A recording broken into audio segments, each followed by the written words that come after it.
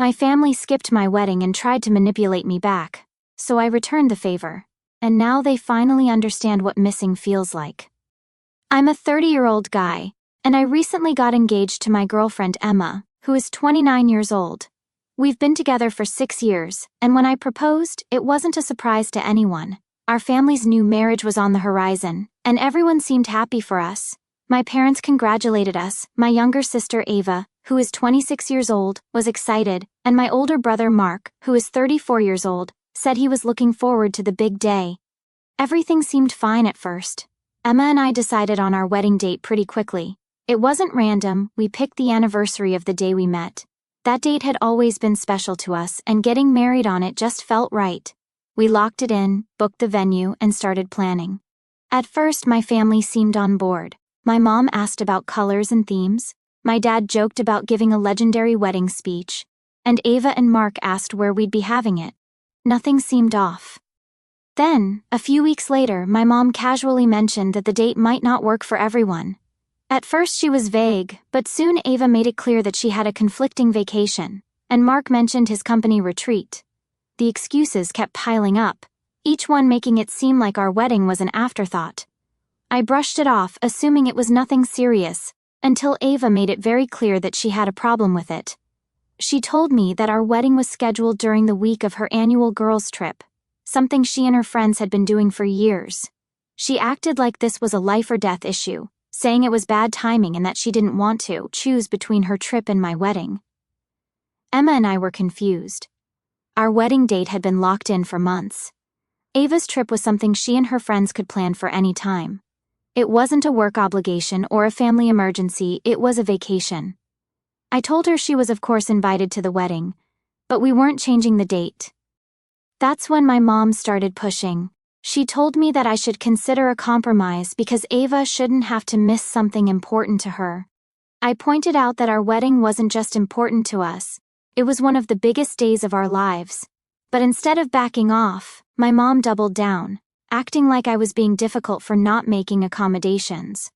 Then Mark chimed in. He said that my wedding fell on the same weekend as his company's big annual retreat. Apparently it was something he attended every year for networking and team building. He wasn't outright demanding that we move the date, but he made it clear that he'd have a tough decision to make. At this point, it felt like my family was treating our wedding like an optional event, something they'd attend if it was convenient. My dad stayed mostly quiet but finally said, "A lot is going on that time of year," as if that somehow justified their attitudes. Emma was stunned. She'd always gotten along well with my family, and she never expected this level of resistance over something as simple as a wedding date. She asked me if my family had always been like this, choosing their own convenience over showing up for me. Looking back, I realized that they had a pattern of doing this. They always expected things to be planned around them. My mom came back with another compromise, suggesting we reschedule. She kept framing it as if we were being inflexible when in reality we were the ones being told to move things around for everyone else. At this point, I'd had enough. I told them that the date was final. We weren't going to reschedule just because Ava wanted to sip cocktails on a beach, or because Mark had a work event. We gave everyone plenty of notice, and they were welcome to attend if they wanted to, but we weren't going to change our plans to accommodate their schedules. Ava didn't take that well. She went on about how I was being selfish and how family should come first. I reminded her that it was my wedding, not a random family dinner. If she really wanted to be there, she could miss a vacation for once in her life. The situation started to spiral. A cousin of mine reached out, warning me that my family was talking about how unreasonable I was being. It was as if they had rewritten history. Suddenly, they weren't the ones who refused to prioritize my wedding. I was the one being difficult for expecting them to be there. Some people took my side, but others acted like I was causing unnecessary drama. Emma told me not to let it get to me, and she was right. We were happy with our decision, and we weren't going to let this nonsense ruin our excitement. Then I hit them with a final warning. The date was set, we weren't changing it. If they wanted to be there, great, if not, that was their choice, but I wasn't going to keep entertaining this argument. Instead of accepting that, Ava and my mom kept pushing. That's when I realized that this wasn't just about scheduling conflicts, this was about control. My family was used to me bending over backward for them, and they didn't like that I was standing my ground. Fine, if they didn't want to come, that was on them, but I wasn't about to beg them to be part of my wedding. Ava didn't let it go. A day after I made it clear the date wasn't changing, she started texting again. It wasn't an argument this time, just one guilt trip after another. She went on about how she had been looking forward to her annual trip for months, how she had already paid for everything, and how it wasn't fair that she had to choose between a vacation and her own brother's wedding. Every few hours, another message would pop up. She wasn't asking me to change the date anymore, she was acting like I had wronged her by not doing it. Then my mom started in. The messages weren't direct at first, they were subtle, almost casual things like, "Family should always come first," and, "You'll understand when you have kids someday." But it didn't take long before she dropped the act and got to the real point. She thought I was being stubborn, and she was deeply disappointed that I was refusing to be flexible. Apparently, it wasn't just Ava who had an issue. She started mentioning other family members who were upset. No names, no specifics, just vague claims about how a lot of people felt like I didn't care about my own family. Mark stopped responding entirely. No texts, no calls, nothing. Up until now, he hadn't been as vocal as Ava, but now it was obvious he had taken a side.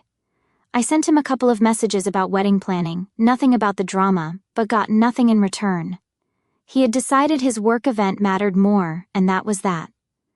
Then my dad finally spoke up. I hoped he would back me up, but instead he hesitated before saying that he and my mom were reconsidering attending. Instead of making a firm decision, he acted like skipping my wedding was simply an unfortunate byproduct of family tensions.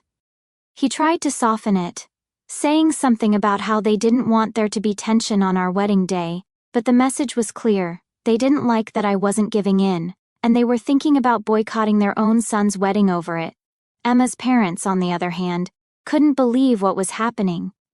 They had been watching this unfold, and when they heard that my parents might skip the wedding, they were done being polite about it. They reassured us over and over that we weren't in the wrong, and made it clear that, no matter what my family did, they would be there fully supporting us. At that point, Emma and I decided we weren't going to wait around for my family to approve of our choices. The wedding was still happening, and we were going to enjoy planning it. We started finalizing details, booking things, and making it a day we would be excited about, regardless of who decided to show up. That's when the family started splitting into teams. Some of my cousins, aunts and uncles reached out, either congratulating us or letting me know they'd be there, but others were clearly siding with my parents and Ava. I heard through the grapevine that my mom and Ava had been complaining to everyone about how unfair I was being. The way they told it, I was the one making things difficult by refusing to compromise. Then the Facebook post happened. My mom never called me out directly, but it was obvious who it was about. She posted a long, passive-aggressive message about how some people forget the meaning of family, and how it's a shame when selfish choices drive loved ones apart. The comments were just as bad.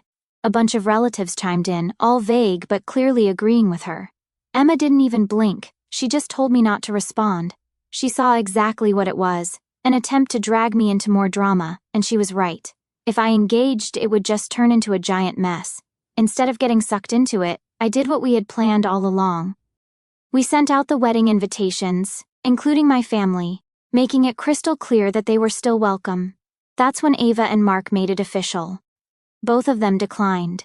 They didn't call, didn't explain, just sent in their RSVPs with a firm no. My parents, on the other hand, stayed vague. They didn't decline outright, but they didn't confirm either. They were still holding on to the idea that maybe I'd change my mind. Then a cousin gave me a heads up. My mom and Ava made it clear they weren't happy about the wedding date, but I didn't expect them to start subtly discouraging family members from attending. They didn't outright demand a boycott, but their constant negativity was enough to make some relatives hesitant. That was it, my breaking point. I was done trying to please people who clearly didn't care about me. I wasn't going to keep begging my own family to show up. Emma and I sat down, looked at each other, and made a decision. We weren't wasting another second on them. The wedding was going to be amazing, whether my family was there or not, and when the honeymoon came, we were leaving without telling them a thing. The wedding day arrived. I woke up early, staring at the ceiling for a few moments before everything sank in. It was finally happening. After months of planning, after all the stress and drama, today was the day. Emma was already up, getting ready in another room with her bridesmaids. The house was buzzing with excitement. Her family had been up since dawn, making sure every little detail was perfect. Then my phone buzzed. A cousin had texted, "Just so you know, your parents Ava and Mark aren't coming." No explanation, no last-minute change of heart, just confirmation of what I already expected. I put my phone down and got dressed. The suit fit perfectly, everything was in place. Outside, Emma's parents were making sure the cars arrived on time, guests were being greeted, and music was playing softly in the background. It was clear they had stepped up. They weren't just treating this like any wedding. They were treating it like their son was getting married, not just their daughter. The ceremony was beautiful. The venue was packed, every seat filled, except for the empty ones meant for my parents, Ava and Mark. I had prepared myself for it, but seeing those empty chairs was something else. Emma's dad walked her down the aisle, her mom was already teary-eyed, and her brother stood proudly beside her. My side of the family consisted of a few cousins, some aunts and uncles who hadn't bought into my mom's nonsense, and my favorite aunt. That was the biggest surprise of the day. I hadn't expected her to come. But just as the ceremony was starting, she slipped into one of the seats. Later, she pulled me aside, shaking her head. "I don't care what your mom says. You're my nephew, and I wasn't going to miss this." Emma and I exchanged vows. The officiant pronounced us husband and wife, and just like that, it was done. No more stress, no more waiting. As soon as we kissed, the whole crowd erupted in cheers. Any thoughts about my family disappeared in the noise of clapping, laughter, and excitement. Then came the reception. The moment we stepped inside, Emma's family made sure we were showered with love and attention. Toasts were made, glasses clinked, and the food was perfect.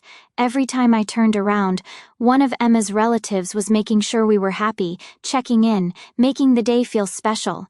If my family thought they could make this wedding feel empty by not showing up, they failed. Halfway through the night, someone handed me an envelope. It was from my parents. Inside was a check and a note. "We hope you learn the value of family someday." I folded the note and slipped it into my pocket without saying a word. The check went straight into my jacket, unread. Emma caught on immediately. She squeezed my hand under the table and kept the conversation going like nothing had happened. We danced, laughed, and took photos. Nothing was going to ruin this night. Then the pictures and videos started spreading. Guests posted about how beautiful everything was. A few relatives even commented, saying they wished my parents had been there. Hours later, Ava made her feelings clear with a vague Instagram story. "Some people don't value family traditions." It wasn't unexpected, but it was disappointing to see her double down instead of reflecting. No names, no direct call-out, but she didn't have to. The timing said it all.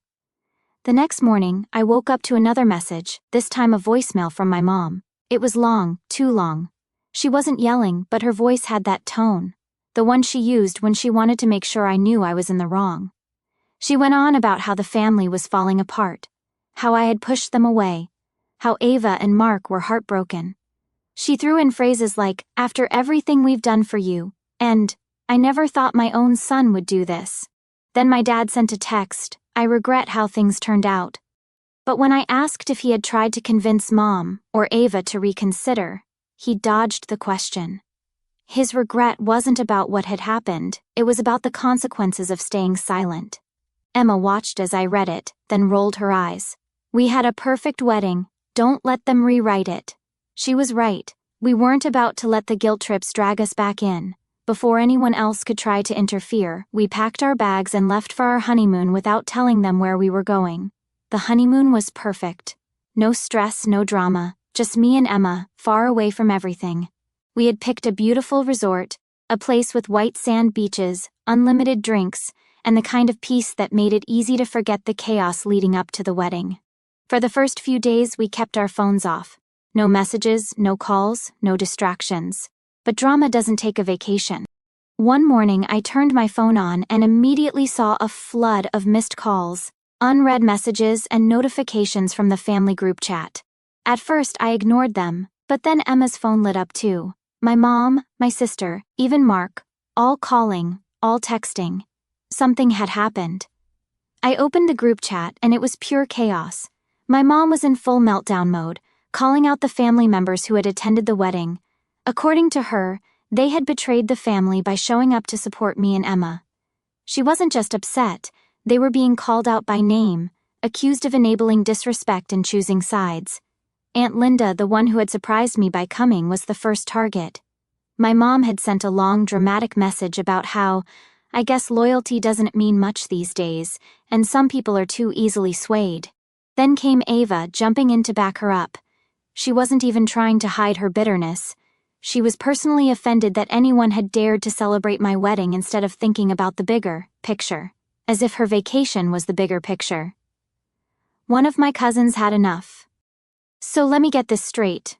You skipped your own son's brother's wedding over a vacation and a work event, and now you're mad at the people who actually showed up? Make it make sense. Ava ignored that and went straight to playing the victim. A few minutes later, she posted a dramatic Instagram story, a black and white photo with some vague nonsense like, "Some people forget who's always been there for them, and loyalty isn't what it used to be." Meanwhile, Mark sent me a private message. He hadn't said much before, but now he admitted that he didn't think things would escalate like this. He made it sound like he wanted to be neutral but didn't know how. His excuse? "I don't want to get in the middle of it." Too late for that. Then my mom made her next move. She switched tactics and went straight to Emma's phone. The message was long, guilt-trippy, and full of fake concern. According to her, I was tearing the family apart, and Emma needed to talk some sense into me before it was too late. Emma glanced at the message, sighed, and didn't even hesitate before replying, "We're on our honeymoon, we're not entertaining this drama." Then she put her phone down and went back to drinking her cocktail. Back in the group chat, people were still arguing. While my mom and Ava were fuming, more and more family members started pushing back. More pictures and videos from the wedding had been posted online, and it was obvious how happy the day had been, even without my parents, Ava and Mark. Then Aunt Linda finally snapped, "You're embarrassing yourselves, you made your choices, now deal with them." That's when my dad stepped in, not publicly of course. No, he sent me a quiet, half-hearted message, "I regret how things turned out." That was it. No real apology, no standing up to my mom or Ava, just another useless regret with zero action behind it. Then Ava found out about the honeymoon. Apparently, she had assumed we were still at home, probably dealing with wedding cleanup or whatever else she thought we'd be doing. But when she realized we were already on a plane, sipping drinks on a beach without telling anyone, that set her off. The group chat blew up again. She was ranting about how, "Wow, guess we really mean nothing to you, and you couldn't even tell your own family where you were going." That was it for me. I sent one final message, "You all made your choices. I made mine. Enjoy your week." Then I muted the chat. Coming back home after the honeymoon was like stepping into another world. While Emma and I had spent 2 weeks sipping cocktails on the beach, my family had spent that time spiraling. The second we landed and turned our phones back on, the notifications started rolling in. The first sign of trouble was my mom's Facebook meltdown. She had posted a long, emotional rant about how she never imagined her own child would turn their back on family, and how some people let outsiders ruin what should have been unbreakable bonds. She didn't name me directly, but anyone who knew the situation could tell exactly who she was talking about. The comments were filled with distant relatives chiming in, some agreeing, others clearly uncomfortable but trying to stay neutral. Ava wasn't far behind. She followed up with a sad selfie captioned, "Some bonds aren't as strong as you think." Again, no names, no direct call-outs, but the message was obvious. She wanted sympathy, and of course, she got it. Her friends and a few family members flooded the comments with heart emojis and messages about how she deserved better. Then came the family division.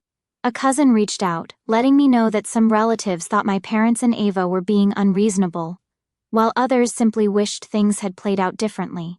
It wasn't an all-out war, but it was clear some people preferred avoiding conflict over acknowledging who was in the wrong. Apparently, to some people, avoiding conflict was more important than the actual wedding itself. Then my dad showed up. I hadn't heard much from him since the wedding, aside from his usual neutral regrets.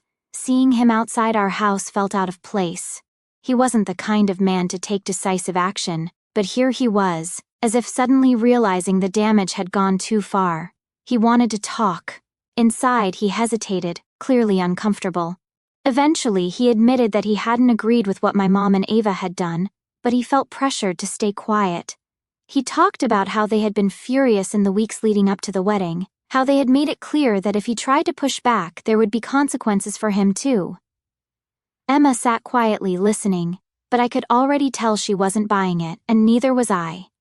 At this point, it was clear that my dad knew what was happening was wrong, but he had done nothing to stop it.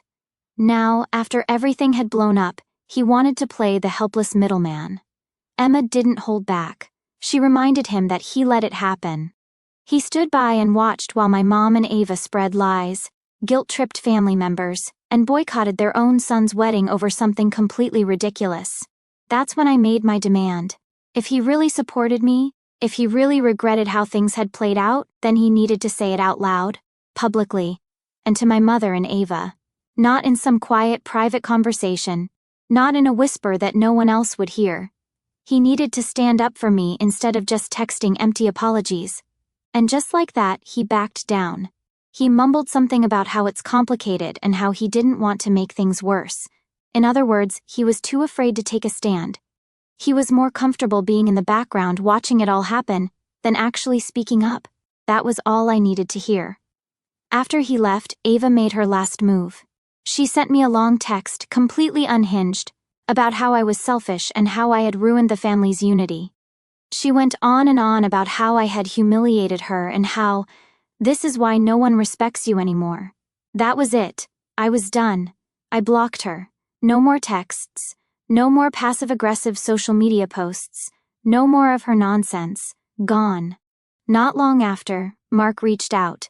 His message was simple: I should have done more. I'm sorry. He didn't excuse his silence, didn't try to justify it, just admitted he had failed to support me when he should have. At this point, I knew that some family members would never change. My mom and Ava were still completely convinced they had done nothing wrong. My dad was too much of a coward to challenge them. But Mark, he was starting to see it.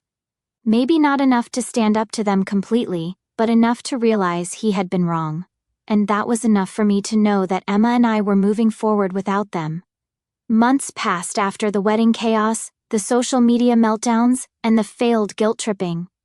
I assumed my family had finally accepted reality. I had moved on.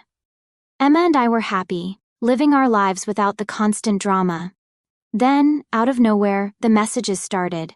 My mom sent a casual, just checking in text, but when I didn't immediately respond, she escalated, reminding me that Ava's wedding was coming up, acting like I was the one who had to make amends despite everything they had done. Ava, who had been radio silent since I blocked her, suddenly unblocked me on social media. She didn't message but started liking old pictures, ones from years ago, before everything fell apart. Emma noticed immediately. She didn't even need to ask. They want something, she said, and of course, she was right. A few days later, one of my cousins let it slip. Ava was getting married. That was the real reason for the sudden friendliness. She wasn't reaching out because she missed me. She wasn't trying to fix things. She wanted me at her wedding. Then the invitation arrived. It wasn't personal, no message, no apology, just a standard wedding invitation addressed to me and Emma. Emma looked at it, then back at me. So, does she expect us to just pretend nothing happened? Apparently, that was exactly what they expected. My mom's texts became overly sweet. Suddenly, she was all about family sticking together and fresh starts. She conveniently avoided every part of the wedding drama, acting like this was just another normal family event. Then Mark called. He wasn't dramatic about it, but the message was clear. They expected me to make things right by showing up. According to him, Ava and my mom believed that this was the perfect opportunity for us to move past everything. Ava must have felt the pressure to actually acknowledge me because she finally messaged me directly for the first time in months. And of course, it wasn't an apology. It was her playing the bigger person. She told me she was willing to forgive me if I showed up. That was all I needed to see. I sent one simple response. I thought you didn't care about inconvenient wedding dates. Then I declined the invitation. Mom immediately started calling. I ignored the first few. Then she left a voicemail full of the same guilt-tripping nonsense as before. I was tearing the family apart. I was being petty. I was hurting Ava on the most important day of her life. I didn't respond. Days later, I started hearing from relatives. Word had spread. Ava was furious. She was telling people that I was immature and bitter for skipping her wedding. Apparently, she was shocked that I would hold a grudge over something so small. Emma just laughed when she heard that. Then she had a brilliant idea. Let's book a trip that weekend. And we did. A luxury resort, the works. We made sure to let a few cousins know, not in a petty way, just casually in conversation. The news reached Ava. That was when the calls and messages stopped. Ava and my mom must have realized that nothing they said was going to change my mind. No more fake nice texts, no more desperate attempts to manipulate me into going. Then my dad reached out. A simple message. I regret how things turned out. Same thing as before, the same useless regrets without any real action. I didn't respond. At that point, I had all the closure I needed. Ava's wedding came and went, and I didn't hear a word about it. No last-minute pleas, no final guilt trips. It was like they had finally accepted that I wasn't going to budge. Emma and I spent the weekend on a beach, completely unbothered, and that was the moment I realized we were finally free. Ava's wedding week arrived, and Emma and I couldn't have been more relaxed. We treated the weekend like any other, carefree and completely unbothered by the family drama that had consumed the last few months. Ava had done her best to manipulate the situation, but we had moved on. The weekend of the wedding came and went, and we spent it in total peace. We didn't get caught up in the stress of it all. I didn't even check my phone for any messages from my family. But it didn't take long for the fallout to hit. One of my cousins called me up, barely able to contain his laughter. Apparently, Ava had been spinning the missing brother narrative to the rest of the family. She was telling anyone who would listen that I had refused to support my own sister on her big day. My absence was somehow painted as the biggest betrayal, and she made it sound like I was the one ruining the family. It wasn't just Ava. A few days later, I opened my Facebook to see my mother's post. It was one of those vague, dramatic statuses clearly directed at me. She lamented how some people just can't put the past behind them, and how family should come before petty grudges. It was a classic move, trying to guilt-trip me into submission. Mark texted me a last-minute plea, saying he wished things had been different and hoped I would reconsider attending Ava's wedding. For once, he acknowledged that our family had handled things poorly, but even then, he stopped short of calling out their behavior directly. Emma, ever the voice of reason, reminded me that none of them cared about my wedding. None of them respected my boundaries or supported me through the mess with Ava. She was right. I owed them nothing. Just when I thought things might calm down, Ava sent me a text, playing at being the bigger person. She said, "It would mean a lot if you came, but I understand if you're still holding a grudge." It was a fake olive branch, but I saw right through it. I didn't waste time with pleasantries. I shot back, "You weren't willing to change your plans for my wedding, but I should drop everything for yours?" That didn't go over well. She flipped immediately. Within minutes, she accused me of being petty and obsessed with the past. I wasn't surprised. It was the same old Ava, always trying to flip the script when things didn't go her way. My mom wasn't done either. A few hours later, she called, sounding tearful and desperate. She claimed the family was falling apart because of me. How if I didn't make things right, things would never be the same. I wasn't buying it. I had heard this manipulation too many times. I told her bluntly, "Ava and the rest of you made your choices, and now I'm making mine." That was the last time I answered her calls. As for the wedding itself, I heard bits and pieces from the extended family. There was minor gossip about tension during the event, how Ava kept mentioning my absence and how unfair it was, but honestly, I didn't care. Ava had made her bed, and now she had to lie in it. Then came Mark's message. It was a few days later, after the wedding had wrapped up. He told me the wedding had been a disaster because of all the drama. The tension was palpable, and people were whispering behind the scenes about how everything had been ruined by family feuds. But Ava had a final petty move. She posted an Instagram update just as I expected. The caption was all about being grateful for the real family who showed up, and how she was cutting out toxic people from her life. The irony was lost on no one. She had cut me off for simply setting boundaries, but now she was pretending to be the picture of grace. Then, of course, my dad came through with a private confession. He admitted that Ava and Mom had taken things too far, but he still refused to take a public stand. He said he regretted how things turned out but was too afraid to speak up. His cowardice was infuriating. He had been silent throughout the entire thing, and now he was acting like he was caught in the middle. At this point, I was done. Emma and I weren't going to waste another second on this circus. We didn't need the drama in our lives. Instead, we booked ourselves a fancy dinner to celebrate the freedom we had found. Ava's wedding was over, and we were the ones who had come out on top. We didn't care about the chaos. We didn't care about the passive-aggressive posts. What mattered was that we were happy, and nothing they did could take that away. We toasted to our peace, to a life without the toxicity, to cutting off people who only brought drama and manipulation into our lives, and most importantly, to the future we were building without the weight of their negativity dragging us down. The family had lost its hold on us. It's been just over a year since Ava's wedding, and I've barely heard from my family in that time. I'm not surprised. The dust has settled, and while I've moved on, the ripples from the chaos are still being felt. Ava's marriage, for one, is falling apart faster than I ever imagined. Less than a year after the wedding, a cousin reached out to let me know that Ava and her new husband were fighting constantly. Apparently, it was over finances and conflicting life priorities. Classic issues that come up when people rush into things. Ava was always about appearances, and I guess that perfect fairy-tale wedding wasn't enough to hold everything together. I heard that Ava was devastated, but I didn't feel an ounce of sympathy. She'd spent months making it seem like I was the villain in her story. But now the narrative was shifting. Her marriage wasn't perfect, and no amount of social media filters could change that. Mom, as expected, was still pretending everything was fine, even if it wasn't. She never acknowledged my wedding, not even once. Not in private, not in public, not even a half-hearted comment on Facebook.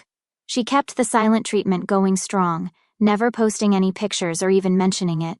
She refused to recognize that the real reason I stepped away was because she and Ava chose to make it impossible for me to stay. I noticed something interesting though. My dad had started liking some of the photos I posted of Emma and me, pictures of us traveling, going to events, just living our lives. At first I thought maybe it was a fluke, but no, he was liking almost every picture, even commenting, "Good to see you happy," yet he never said anything publicly. He never once acknowledged our wedding. It was as if he was trying to show support without actually standing by me in any meaningful way. Mark, who had stayed mostly neutral through everything, was starting to show signs of exhaustion. He'd reached out a few times, casually texting about random things, old family memories, or mutual acquaintances. Then one day, he just came out with it. He admitted that the family's dysfunction had gotten to him. He told me that he couldn't keep up with the drama between Ava, Mom, and Dad anymore. He said it felt like he was always stuck in the middle, trying to play peacemaker while everyone else was making things worse. But Ava's behavior wasn't getting any better. It was like she couldn't handle being the one left out of everything.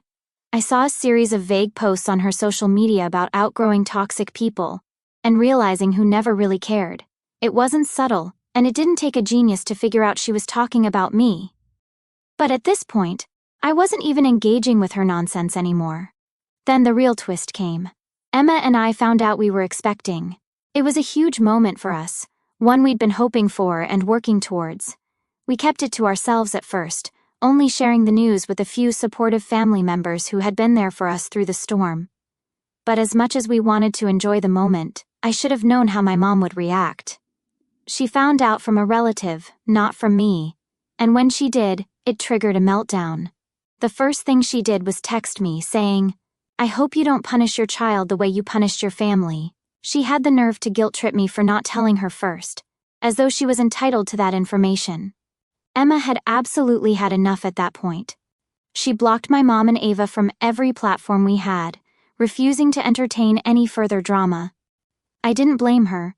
I had been done with them for a long time, but Emma had been trying to play nice for the sake of keeping the peace. That ship had sailed. Not long after, my dad sent me a message. He said he was worried about the family falling apart and asked if we could fix things before the baby arrived. It was the same old routine. He wanted me to just forgive and forget, to let it all go for the sake of family. But I wasn't falling for it anymore. I told him flat out, only positive, supportive people will be part of our child's life. No exceptions. I wasn't going to let Ava or Mom drag us down anymore. This was a new chapter for Emma and me, and I wasn't going to let them ruin it the way they ruined everything else. As for Mark, he was finally seeing the light. He started distancing himself more and more from Ava and Mom. He admitted that he could see how toxic the whole situation had become, and that he just didn't have the energy to keep up with the drama. I could tell he was torn, but he knew deep down that siding with Mom and Ava was only keeping the dysfunction alive. Then came the ultimate power move. Emma and I decided to throw a huge baby shower without inviting my immediate family. It wasn't petty or vengeful, it was just a simple, honest reflection of how we felt. We didn't need them to celebrate this milestone. We had friends, extended family, and a solid support system that actually cared. The shower was everything we wanted it to be. Joyful, full of love, and stress-free. The people who mattered were there, and that's all that mattered. We didn't need Ava's approval or Mom's fake sympathy. The best part? They had no idea. They weren't even on the guest list, and that felt like the biggest win of all. We had moved on, and we were going to keep moving forward together without the baggage. It's been over 2 years since Ava's wedding, and if there was ever any doubt about the choice I made to cut ties with my family, it's long gone. Ava's divorce was finalized last week, and the way it played out was almost poetic. Less than 2 years after the wedding she'd made such a spectacle of, Ava's marriage completely collapsed. I don't know all the details, but I've heard enough through the grapevine to know it was just a matter of time. She rushed into that marriage, just like she rushed into everything else, and the cracks started showing almost immediately. But here's the kicker. My mom, true to form, tried to spin the whole thing. Instead of letting Ava own the failure, she took to Facebook to make it all about how Ava had been misled by a terrible husband who took advantage of her good heart. She posted a whole message about how devastated she was for Ava, how unfair it all was, and how this was a lesson in trusting people. Of course, not a word about how Ava's actions contributed to the mess. My mom couldn't even bring herself to acknowledge her part in all of this. Then came Mark. He sent me a message late one night that was simple but powerful. It was the kind of message I'd been waiting for but didn't expect. It read, "You were right. Mom and Ava are toxic." That was it.